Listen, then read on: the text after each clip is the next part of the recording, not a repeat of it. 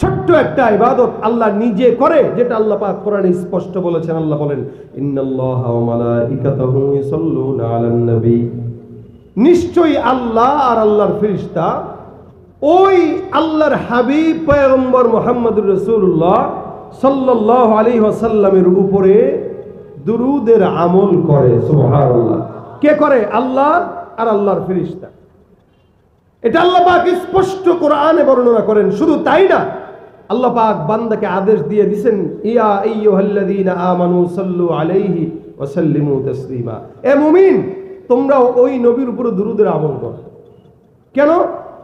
রাসূল বলেন, কেউ যদি জান্নাতে আমার পাশে থাকতে চায়, কেউ যদি জান্নাতে আমার পাশে থাকতে চায়, এই যে পাশের ঘরে, রাসূল সাল্লাল্লাহু আলাইহি ওয়াসাল্লাম বলেন, আউলান নাসি বিয়াউমাল কিয়ামা, যেই ব্যক্তি সবচেয়ে আমার নিকটে কিয়ামতের জান্নাতে থাকতে চায়, আকসারুহুম আলাইহি সালাহ, কারা থাকবে? যারা দুনিয়ার জমিনে সবচেয়ে বেশি দুরূদের আমল আমি রাসূলের উপরে করবে। যে ব্যক্তি রাসূলের উপরে দুরূদের আমল করবে বেশি, আল্লাহর নবী বলেন, সে আমার পাশে জান্নাতে একসাথে আমার সাথে থাকবে। সুবহানাল্লাহ। এখানে আমরা অনেক মানুষ আছি, জিকির আজকার করি, অনেক ইবাদত বন্দেগী করি, কিন্তু আমরা জানি না নবী করিম সাল্লাল্লাহু আলাইহি ওয়াসাল্লামের জিকির, রাসূলের নামের দুরূদের বরকত আল্লাহর কাছে সবচাইতে বেশি দামি। কেন? আল্লাহর হাবিব সাল্লাল্লাহু আলাইহি ওয়াসাল্লাম এই কথাও বলেন, কোন বান্দা যখন আমি রাসূলের রওজার সামনে এসে সালাম দেয়, ইয়া রাসূলুল্লাহ আসসালামু আলাইকা ইয়া রাসূলুল্লাহ আইয়ুহান নবী, এই কথা বলে যখন কেউ সালাম দেয়, নবী বলেন, আল্লাহ পাক আমার ভিতরে রূহ দিয়া দেয়, তো আমি বান্দার সালামের জবাব আমার জবান দিয়া নিয়ে নেই। সুবহানাল্লাহ। এরকম একজন বুজুর্গ আহমদ কবির রিফাই একজন নামে ছিলেন, যে 550 হিজরিতে নবী করিম সাল্লাল্লাহু আলাইহি ওয়াসাল্লামের রওজায় গেছেন হজের সফরে। এই হজের সফরে যখন উনি যান, সফরে যাওয়ার পরে রাসূলের রওজায় সালাম পৌঁছানোর জন্য দাঁড়াইছেন। উনি দাঁড়ায় রাসূল সাল্লাল্লাহু আলাইহি ওয়াসাল্লামের কোনো না কোনো ভাবে সে বংশ ছিল। রাসূল সাল্লাল্লাহু আলাইহি ওয়াসাল্লামকে ডাক দিয়া বলতেছেন, আসসালামু আলাইকা ইয়া নবিয়াল্লাহ। তো বারবার সালাম দিতে স্যার বলতেছে, ইয়া রাসূল আপনি আমার সালাম গ্রহণ করেন। উনার পাশে হাজারো হাজী সাহেব যারা নবী করিম সাল্লাল্লাহু আলাইহি ওয়াসাল্লামকে সালাম দেওয়ার জন্য দাঁড়ায় আছে, তারা স্পষ্ট শুনতেছে এই বান্দা রাসূলকে যখন সালাম দিয়েছেন, তো নবী করিম সাল্লাল্লাহু আলাইহি ওয়াসাল্লাম তার রওজা থেকে জোরে উচ্চ কণ্ঠে বান্দার সালামের জবাব দিয়েছে।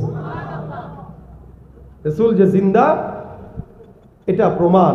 নবী করিম সাল্লাল্লাহু আলাইহি ওয়াসাল্লাম কবরের জিন্দা, শুধু তাই নয়, প্রত্যেকটা নবী রাসূল তাদের কবরে জিন্দা।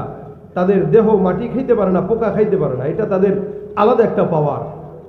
তো সেখানে আপনার মতো আমার মতো উম্মত যদি আমরা রাসূল করিম সাল্লাল্লাহু আলাইহি ওয়াসাল্লামের উপর যদি দুরূদ পড়ি, বিশেষ করে ছাত্র ভাইরা এখানে আছে, আমি আমার ওস্তাদদের থেকে শোনা কথা নকল করেই বলতেছি।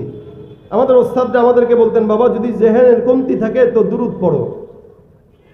ইলমের মাত্র শুরু মজমা আমাদের, ছাত্র ভাইরা এখন আস্তে আস্তে কিতাব শুরু হয়ে গেছে। আজকেও আমি আমার ছাত্রদেরকে সর্বেকার ঘন্টায় এটা বলেছি যে, ভাই তোমরা যারা এখানে আছো, অনেকের আমাদের তো এখন জেহেন খুব ইনকিশাফ হয়ে যায়, খালি চতুর্দিকে মুন্তাশির, খালি একবার এদিকে একবার এদিকে একবার এদিকে। আমাদের জেহেনের ভিতরে এলেম ঢুকে কম, আর এলেম এমন একটা কৃপণ, আল ইলমু লা ইউতিকা বাদাহু হাত্তা তুতিয়াহু কুল্লাক, এটা এমন কৃপণ, যতক্ষণ তাকে পরিপূর্ণ না দিবে ততক্ষণ আপনাকে সে একটু দিবে না। আপনি তাকে পরিপূর্ণ দিবেন, এলেম আপনাকে অল্প একটু দিবে। এলেমের কাজ হলো কৃপণতা।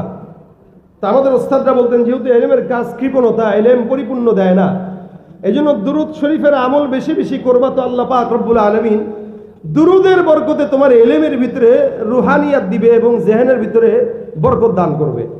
যত ছাত্র ভাইরা এখানে আছি, পাশাপাশি অন্য যারাও আছেন, আপনারা হাতের কাজ আছে, পায়ের কাজ আছে, জবানের কাজ থাকে না। জবানের একটা কাজ উঠায় রাখবো, দুরূদ শরীফ। লম্বা দুরূদ পড়তে যদি কষ্ট হয়, ছোট্ট দুরূদ সাল্লাল্লাহু আলাইহি ওয়াসাল্লাম, সাল্লাল্লাহু আলাইহি ওয়াসাল্লাম।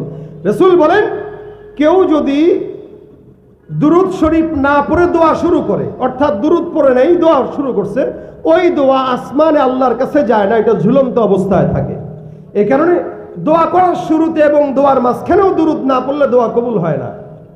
এই জন্য এখানে যারা আছি, যখনই সময় হয় সাল্লাল্লাহু আলাইহি ওয়াসাল্লাম কেউ যদি দুরূদের আমল করে, তো আল্লাহ পাক রব্বুল আলামিন তাকে স্বপ্ন যুগে হলেও নবী করিম সাল্লাল্লাহু আলাইহি সাল্লামকে দেখা দিয়ে দিবে।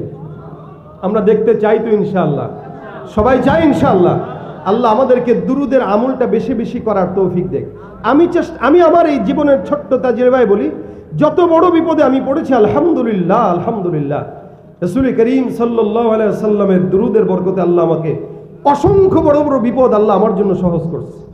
এটা আমার কোনো কারিশমা না, এটা রাসূলের দুরুদের নামের কারিশমা। এজন্য আপনি যদি পড়েন, আল্লাহ পাক আপনাকেও বিপদ থেকে হেফাজত করবে ইনশাআল্লাহ।